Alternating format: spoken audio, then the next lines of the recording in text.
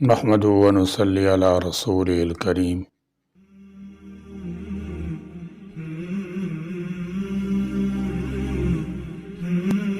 آج ہر شخص بے اطمینانی اور بے سکونی کا شکار ہے، اندیکھی الجھنوں میں گرفتار ہے۔ دور جدید میں خوشحالی ترقی کے پیش نظر اسے خوش، مطمئن اور آسودہ نظر آنا چاہیے تھا، مگر وہ مسائل و مصائب کا شکار ہے۔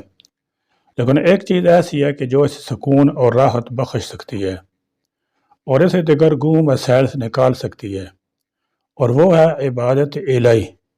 بیشتر انسان اللہ وحدہ لا شریک لہ سے خیر و عافیت کی دعائیں مانگ کر آسودگی اور اطمینان قلب حاصل کر سکتے ہیں، لیکن افسوس کہ وہ اس جانب توجہ نہیں کرتے جب تک کہ کوئی مشکل پیش نہ آ جائے یا کسی مصیبت ناگہانی آفت میں نہ پڑ جائیں۔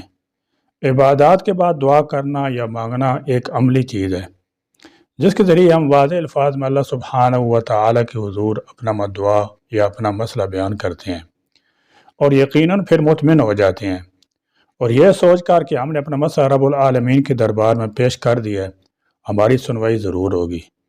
ایک نہ ایک دن اس کا صلہ مل کر رہے گا۔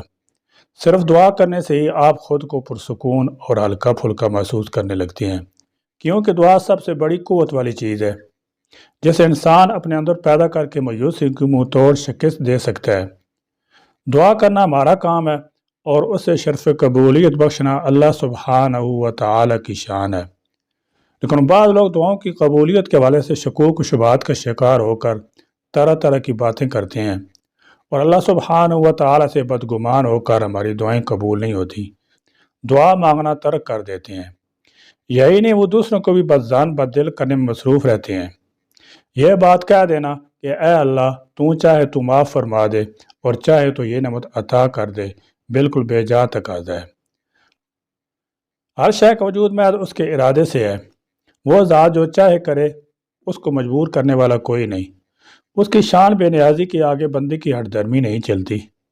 دعا مانگنے والے کو تو اپنی عاجزی اور رغبت پوری طرح ظاہر کرنی چاہیے، پختگی اور مضبوطی کے ساتھ سوال کرنا چاہیے کہ اے اللہ تو اپنے شایان شان مجھے فلاں نعمت ضرور عطا فرما، میرا مقصد پورا فرما دے۔ اس کے برعکس اگر سائل اپنے آپ کو محتاج نہیں سمجھتا اور اللہ تعالیٰ سے مانگنے میں عز و انکساری کے بجائے بے نیازی دکھا رہا ہے تو یہ درست نہیں۔ دعا مانگنے میں ظاہر و باطن سے عز و انکساری، حاجت مندی اور اپنی ذلت کو ظاہر کرنا چاہیے۔ اللہ تعالیٰ قادر مطلق، زبردست طاقت والا اور بے نیاز ہے، وہ سب کچھ کر سکتا ہے۔ یہ ساتوں آسمان زمین، ان کے اندر باہر کے خزانے سب اسی کے ہیں۔ پوری کائنات کا نظام سب کچھ اس ذات واحد کے قبضہ قدرت میں ہے۔ اللہ سبحانہ و تعالیٰ کے ایک ارادے سے لمحہ بھر میں سب کچھ ہو سکتا ہے۔ صرف ایک لفظ کن ہو جا فرما دینے سے آنے واحد میں سب کچھ ہو جاتا ہے۔ اللہ تعالیٰ جل شانہ کے لیے کسی چیز کا عطا کرنا، کسی بھی چیز کا پیدا کر دینا ہرگز ناممکن نہیں۔ لہذا اس کے حضور دامن پھیلا کر پوری رغبت، یقین اور کامل بھروسے کے ساتھ دعا مانگیں کہ انشاءاللہ تعالی میرا مقصد ضرور پورا ہوگا۔ سیدنا ابو ہریرہ رضی اللہ تعالی عنہ سے روایت ہے کہ حضور اکرم صلی اللہ تعالی علیہ وسلم نے فرمایا، مومن سے ہر ایک کی دعا قبول ہوتی ہے جب تک کہ وہ جلدی نہ کرے اور یہ کہنے لگے میں نے اپنے رب سے دعا کی تھی لیکن میری دعا قبول نہیں ہوئی۔ مسلم کی روایت میں ہے، بندے کی دعا اس وقت تک قبول ہوتی ہے جب تک وہ کسی برائی اور قطع رحمی کی دعا نہ کرے اور جب تک وہ جلدی نہ کرے۔ رسول اللہ صلی اللہ تعالی علیہ وسلم نے پوچھا گیا کہ جلدی کرنے سے کیا مراد ہے؟ تو آپ صلی اللہ تعالی علیہ وسلم نے فرمایا، یوں کہنے لگے کہ میں نے بہت مرتبہ دعا کی تھی لیکن مجھے نہیں لگتا کہ وہ قبول ہوئی۔ اس پر وہ افسوس شروع کر دے اور دعا کرنا چھوڑ دے۔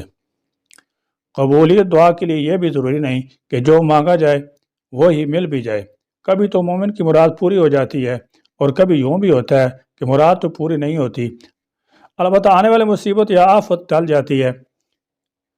سیدنا ابو ہریرہ رضی اللہ تعالیٰ عنہ سے روایت ہے کہ نبی کریم صلی اللہ تعالیٰ علیہ وسلم نے فرمایا، 3 دعائیں قبول کی جاتی ہیں، ان کی قبولیت میں کوئی شک نہیں: مظلوم کی دعا، مسافر کی دعا، باپ کی اپنے بیٹے کے خلاف کی جانے والی دعا۔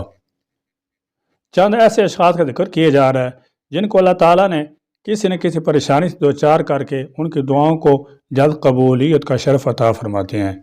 بے بس کی دعا، مریض کی دعا، مظلوم مسافر اور باپ کی دعا، عادل حکمران کی دعا، روزہ دار کی دعا، غازی، حاجی اور عمرہ کرنے والے کی دعا، ذکر اللہ کرنے والے کی دعا۔ اللہ تعالیٰ جل شانہ ایسے مسلمان کی دعا بھی جلد قبول فرماتا ہے جو اپنے مسلمان بھائی کے لیے اس کی عدم موجودگی میں دعا کرے۔ بے شک دعا مانگنے والا اللہ اور اس کے رسول کے بہت قریب ہو، لیکن یہ بھی واضح ہے کہ دعا مانگنے کی چند شرائط ہیں جن کے پورا نہ ہونے سے اللہ پاک دعا قبول نہیں کرتا۔ کچھ ایسے گناہ ہیں کہ جن سے انسان کی دعا کبھی قبول نہیں ہوتی۔ مثلا اگر کوئی شخص رشوت کا مال کھاتا ہو اور مال غبن خیانت کرتا ہو، شراب پیتا ہو، غریبوں کا حق مارتا ہو اور ہر چیز حرام ہی اس کے یہاں عام ہو، تو ایسے شخص کی پکار قبولیت کے درجے تک ہرگز نہیں پہنچ سکتی۔ اور ایسا شخص جس کا ذریعہ آمدنی مشکوک ہو، حدیث نبی صلی اللہ تعالی علیہ وسلم کی روح سے ایسے انسان کا کھانا پینا اور نہ بچھونا سب حرام ہوتا ہے۔ اور ایسے انسان کا جسم بھلے بظاہر بہت خوشبودار اور آراستہ پراستہ ہو، مگر اس کی روح متعفن ہوتی ہے اور پاکیزگی کو پسند کرنے والا رب اس کی آواز کو نہیں سنتا۔ اسی سبب سے ایسے انسان کی دعا بھی اللہ تعالیٰ کبھی قبول نہیں کرتا۔ قطع رحمی کرنے والے، غفلت اور لاپرواہی سے دعا مانگنے والے کی بھی دعا قبول نہیں ہوتی۔ اے لوگو، دعائیں مانگو، صدقے دل اور خلوص نیت سے مانگو، پوری عاجزی اور انکساری سے اس شہنشاہ کے دربار میں سر جھکا کر، لجا کر، خوب گڑ گڑا کر، اس کی محبت سے چور چور ہو کر، اس کے خوف سے لرز کر اور خوب آنسو بہا کر دعا مانگو۔ سرکار دو عالم، محبوب یزداں، شافع محشر، رحمت للعالمین حضرت محمد مصطفیٰ صلی اللہ تعالی علیہ وسلم کا واسطہ دے کر ان کے صدقے میں مانگو۔ اللہ سمیع الدعا ہے، ضرور سنیں گا، بشرطے کہ دعا تہ دل سے دامن پھیلا کر عاجزی سے فقیروں کی طرح مانگی جائے۔ جس گناہ سے بچنے کے لیے دعا مانگ رہے ہیں، آئندہ وہ گناہ غلطی نہ کرنے کا عزم پختہ کریں۔ یاد رکھیں، جس طرح نیت خالص کے بغیر عمل بیکار ہے، اسی طرح نماز کے بغیر دعا بیکار ہے۔